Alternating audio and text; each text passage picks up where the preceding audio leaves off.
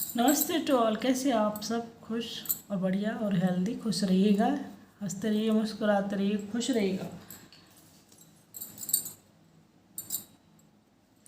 यहाँ मैं आपको कुछ क्वेश्चन जो बताऊँगी जॉन गेल्सवर्दी के बताऊँगी। यहाँ पर जॉन गेल्सवर्दी के क्वेश्चन जो नोट्स कभी मैंने बनाए थे, जैसे मेरी नोट्स का रजिस्टर ही है, ये मेरा नोटबुक है।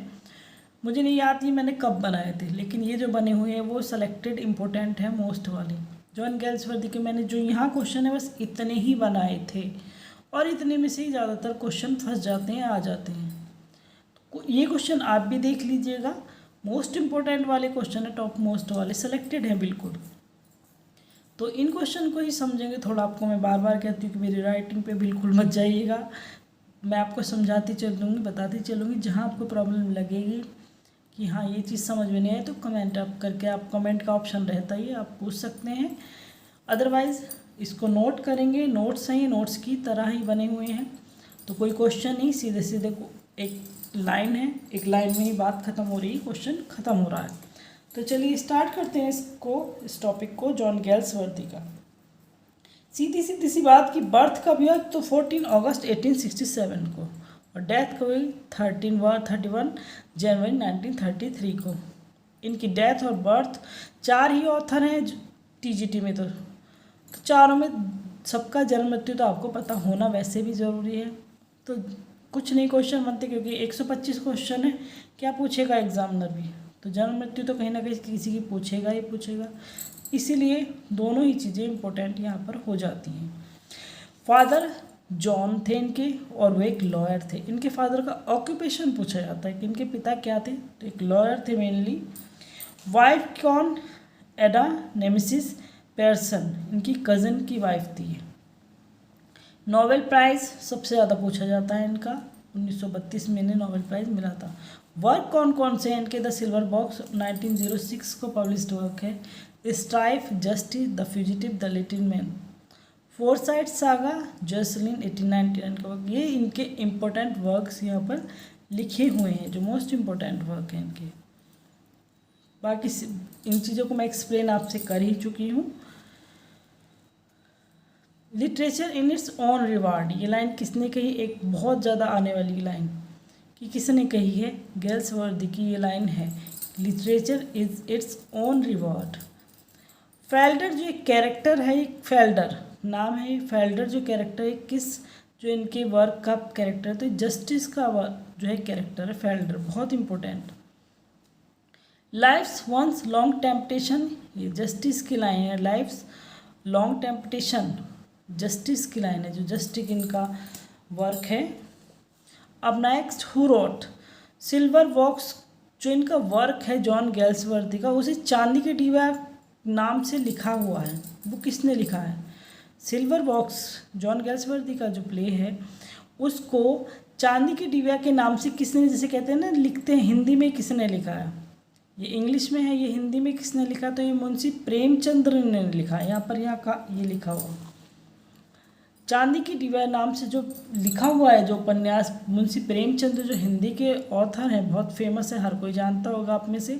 तो इन्होंने चांदी की डिब्बा, जैसे कहते हैं ना कि जैसे रिक्रिएट कर देते हैं, लिखते भी हिंदी से इंग्लिश या हिंदी से इंग्लिश में लिखा जाता है, तो सिल्वर बॉक्स को चांदी की डिब्बा के नाम से लिखा है मुंशी प्रेमचंद ने। स्ट्राइफ जो है ये हड़ताल लिखा हुआ है, हिंदी का हड़ताल, हिंदी इंग्लिश में लिखा हुआ है। स्ट्राइफ जो हड़ताल से रिलेटेड है, मजदूर की और मिल मालिकों की। जस्टिस न्याय के लिए है। जस्टिस जो वर्क है इनका 1910 का है, एक ट्रेजिक प्ले है ये। जस्टिस कंप्लीट टाइटल जो है, जस्टिस का कंप्लीट टाइटल जो है वो justice A social tragedy with 4 act, यहाँ पर 4 एक्ट हैं, इसका कंप्लीट टाइटल ये सिर्फ जस्टिस नाम नहीं है, कंप्लीट टाइटल भी आपसे पूछा जाता है। The quality of mercy is not sustained, these lines are quoted by Walter in justice, this line actually it's open, क्योंकि ये है ना, the quality of mercy is not sustain, ये एक्चुअल में जो लाइन है ये द मर्चेंट ऑफ वेनिस की लाइन है, लेकिन ये जस्टिस में जो है कैरेक्टर उसने इसको मतलब कहा है, जैसे कह देते हैं ना, कहावत बोल दी, एक तरह से जस्टिस में यूज़ किया है जॉन गेल्सवर्दी ने अपने प्ले में इसको। बाकी ये लाइन जो है द मर्चेंट ऑफ वेनिस की लाइन है ओरिजिनल में।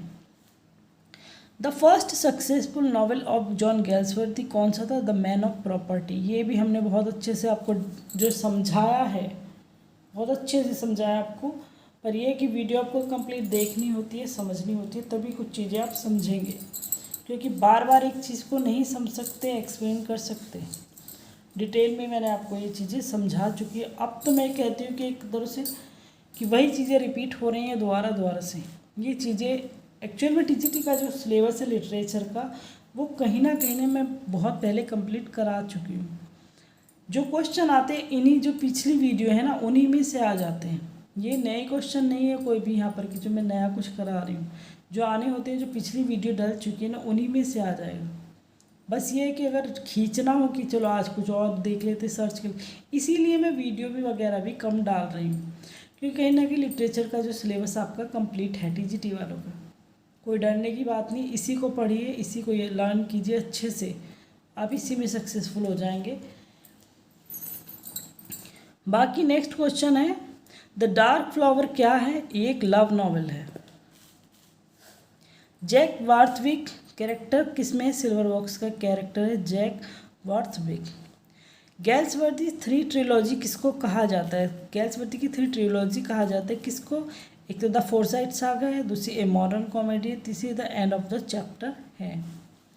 गैल्सवर्दी रिक्वेस्टेड नाइटहुड ऑफर, रिफ्यूज़ कर दिया था नाइटहुड ऑफर। मैं भी तो सोच रही रिक्वेस्टेड क्यों पढ़ा मैंने।